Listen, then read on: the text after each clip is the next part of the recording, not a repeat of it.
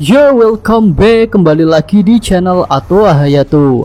Bagaimana kabar nakama sekalian? Semoga selalu baik-baik saja.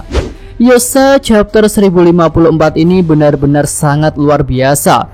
Banyak karakter hebat yang diperlihatkan pergerakannya, mulai dari Akagami no Sangs hingga para prajurit marin termasuk Akainu. Tapi dari banyaknya momen yang terjadi pada chapter ini, Mimin sangat tertarik pada insiden yang menimpa kerajaan Alabasta, di mana raja mereka yaitu Raja Cobra telah dihabisi dan Putri Vivi telah diculik. Ini tentu guncangan yang besar bagi kerajaan itu. Nah, orang yang dituduh telah melakukan semua hal itu adalah Sabo. Bahkan berita itu sudah tersebar ke seluruh dunia melalui surat kabar yang dibuat oleh Morgan. Situasi ini memang terlihat membingungkan dan membuat orang-orang tidak percaya. Tapi apa memang Sabo yang telah menghabisi Raja Cobra dan menculik Putri Vivi? Menurut Mimin sih hal itu ada benarnya, tapi tidak keseluruhan benar. Jika bicara motif, tentu Sabo tak punya tujuan penting untuk menghabisi seorang raja. Karena tujuan Sabo dan pasukan revolusi adalah untuk mendeklarasikan perang melawan Tenryubito yang saat ini berkuasa di Mariejoa. Lalu jika Sabo tak punya motif untuk melakukan itu, kira-kira siapa yang punya motif untuk menghabisi Raja Cobra? Ya, tentu saja para Gorosei. Setidaknya Mimin punya 4 alasan kuat mengapa Gorosei lah pelaku yang telah menghabisi Raja Cobra.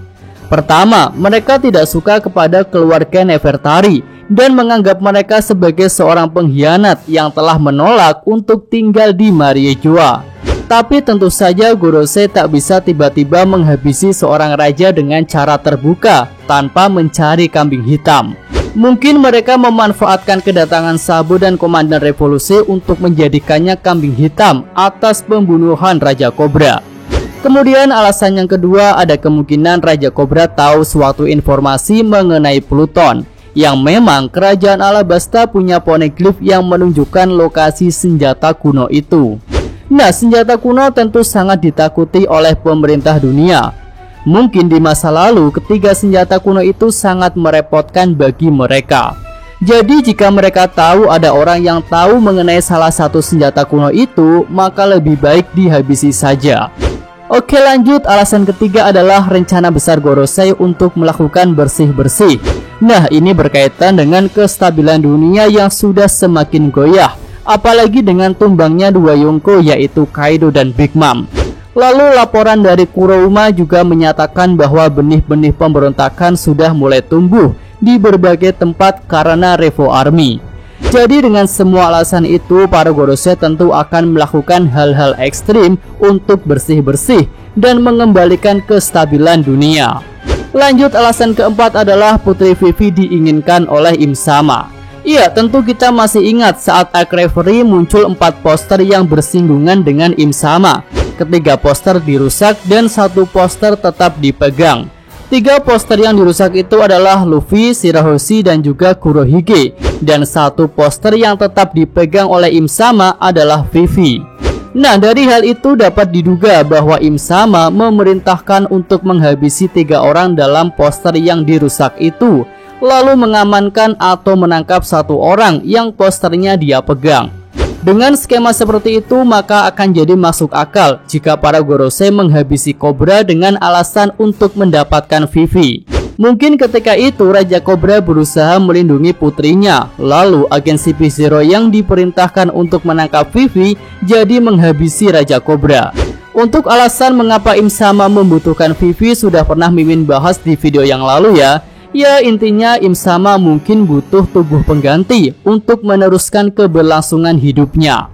Oke, sampai di sini sudah cukup jelas bahwa yang punya banyak motif untuk menghabisi Raja Cobra dan menangkap Vivi adalah pihak pemerintah dunia. Lalu bagaimana ceritanya Sabo bisa dituduh telah melakukan semua itu? Apakah Morgan sudah memanipulasi berita? Tapi sepertinya tidak begitu. Tentu kita masih ingat bahwa di chapter 1053 yang lalu, Morgan menyatakan jika dia tidak akan membiarkan pemerintah dunia mengintervensi dirinya untuk membuat berita palsu. Karena Morgan sendiri sangat tertarik dengan situasi saat ini, di mana dunia sedang menuju suatu perubahan yang besar. Nah, sepertinya Sabo memang telah melakukan suatu hal terkait dengan Vivi, sehingga dia yang dituduh telah melakukan hal buruk kepada Raja Cobra. Skema yang Mimin pikirkan sih seperti ini. Ketika CP0 sedang melakukan misinya untuk menghabisi Raja Cobra dan menculik Vivi, muncullah Sabo. Tentu saja Sabo tidak akan membiarkan hal itu terjadi. Dia pun berusaha menolong. Tapi mungkin Sabo terlambat. Raja Cobra sudah dihabisi lebih dulu oleh agen CP0 dan Vivi hampir dibawa pergi. Akhirnya Sabo berusaha menyelamatkan Vivi dari CP0 dan Sabo pun berhasil melakukan hal itu. Kemudian Sabo membawa Vivi pergi dari Maria Joa.